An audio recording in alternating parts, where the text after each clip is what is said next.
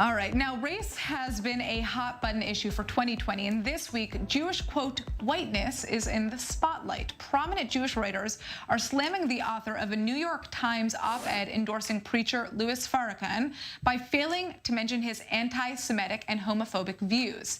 This author, Nat Hopkinson, is a culture professor at Howard University. She has hit back, saying that people who have, quote, become white shouldn't be educating black people on oppression, hinting at these Jewish critics. So the bottom line is, are Jews white?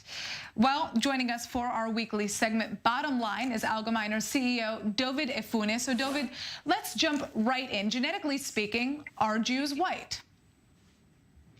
Well, Natasha, it's important to understand, firstly, the intense sensitivity that this question has for the Jewish community. And actually, it's coming up at a personally very relevant time for me. Today is the anniversary of the passing of my great-grandfather, David Weinstock, who was arrested by the Nazis in Vienna in September 1939. And he was taken to the anthropological department at the Vienna Museum of Natural History, and he was subjected to, together with 440 other Jews, to degrading tests and measurements because he was considered by the Nazis to be of an inferior race.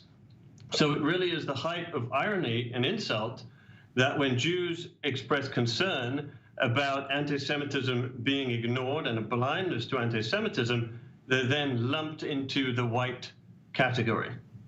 Interesting. All right, so let's break down Ms. Hopkinson's statement that Jews have become white. What do you think that she means by that?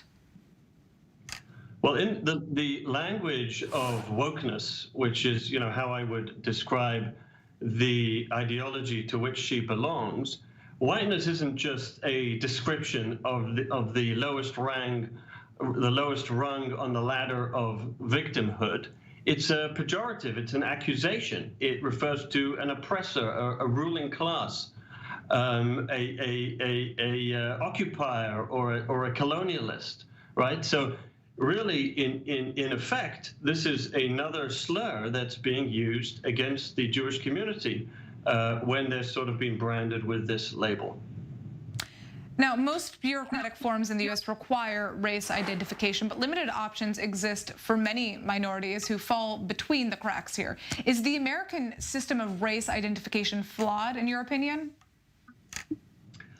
Look, there's probably a limit to how many options you can put on these forms. I can tell you in my own experience that I always leave them blank because I don't feel that there's a category that refers to me specifically.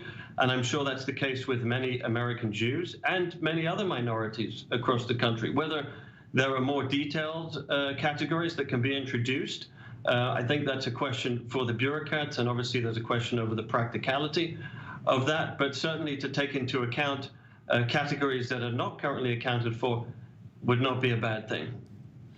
Now, in 2020, a lot of conversation has surrounded the concept of privilege. How wrong is it to confuse white privilege with any privilege American Jews may experience? Look, I think, first of all, there's certainly a responsibility for any civilized society to help disadvantaged groups. But the concept of defining these groups along racial terms, of defining white as the oppressor and other races as necessarily the oppressed, I think is deeply problematic and runs counter to the concept of what America stands for. I mean, the Jewish experience in America has largely shown that disadvantage and historic oppression can be overcome. And this is really what the core of the American experience stands for and what makes America different.